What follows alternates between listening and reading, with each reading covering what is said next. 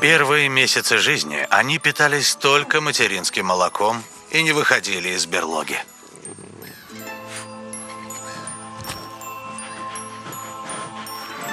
Медведица растит детеныша одна. Они могут оставаться с матерью до 2,5 лет.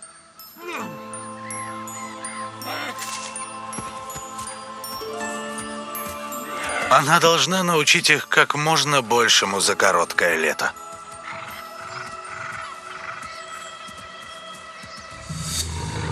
Волчат растит и защищает вся стая, в том числе самцы. Но...